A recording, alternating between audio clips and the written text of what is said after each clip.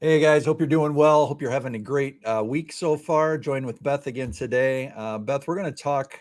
Today's topic is how do we stay positive as introverts, or even in general, I guess. How do we stay positive in a down market when maybe interest rates feel like they're going the wrong way? Inventory is a problem in the upper Midwest here. Maybe we're going into the winter months where it's traditionally a little bit slower.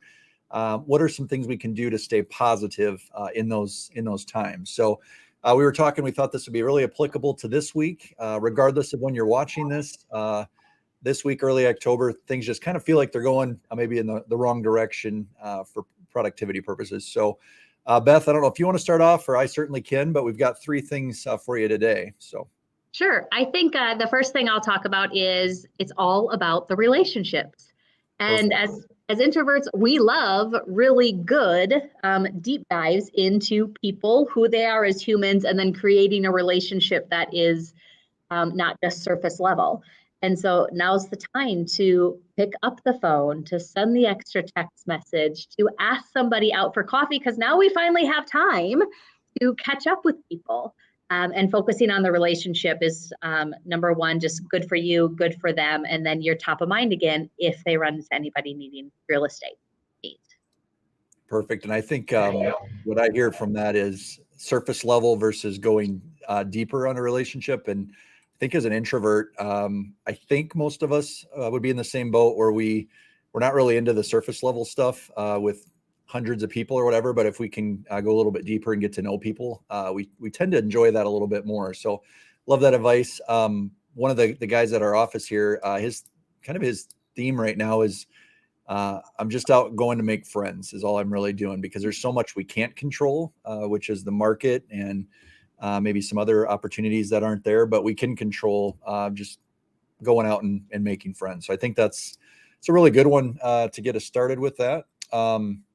Second one I had to add to number one, one being focused on relationships, two being developing expertise. And this could be applicable. I feel like it could be applicable to both lenders and real estate agents.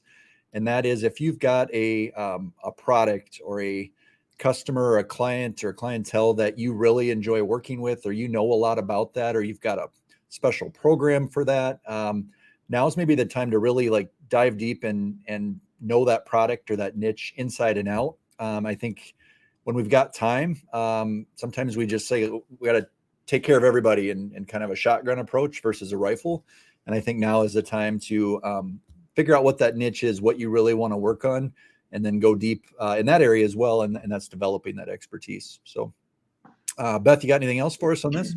Well, I would just say that there's so much confusion in the general consumer standpoint about what the current market is doing and if there's going to be a crash. And by becoming an effective communicator and really good at your niche, it's now you can be the pro that they look to help get advice on what they should do. So that's great.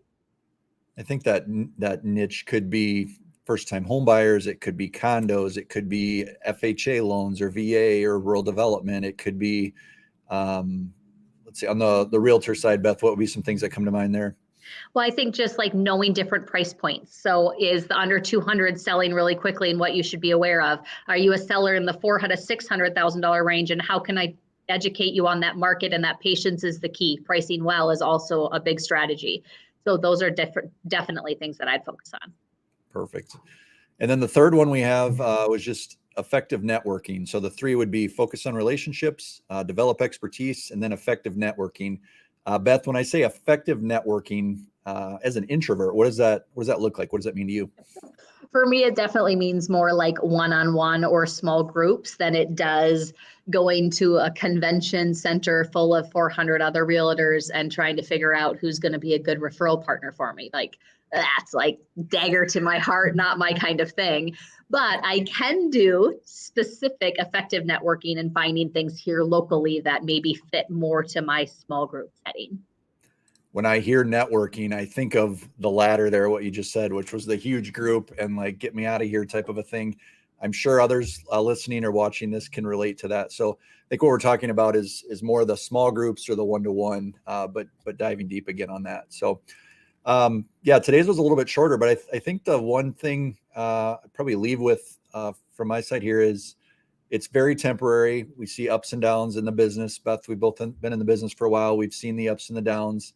Doesn't last forever, even though right now maybe it feels like we're going into winter and it's going to be a tough road ahead. But I think you got kind of two options, and that's either to kind of put your head in the sand and avoid it, or to just focus on what we can control and keep that right perspective. So that would be my advice. Anything to add to that, I guess, just to wrap up for today? Sure. My advice would, I listened to a podcast this week from Mel Robbins, and she talked about the fact that there is so much out of our control, but choosing to worry about the things that are out of our control doesn't really do any good. And she really had these 5 or 6 words that was, what if it all works out? And that when you are hit with something that sounds like a big struggle and you want to immediately think about fear and worry and go down this rabbit hole, it's like stop yourself and just say, well, what if this all works out? And it will. If we are good business people who work really hard, it all will work out. So stop letting those daggers keep flying at you and hitting you with like all this negativity. Just like get it out of the way and think it will all work out, and stop the worry. That's excellent. What if it all works out? I think that's a great way to keep everything in perspective. So if you're taking the time to watch or listen, you're probably far and above most in this industry who are not even into the self-help and trying to improve. So you've already got a leg up on the competition. So guys, what if it all does work out? I think that's a great way to keep perspective. If you've got other ideas, how do you maintain positive energy and continue to work through this? Throw them in the comments, share it with someone else that might be in the industry, and we'll be back again here before you know it. Have a great day, everybody.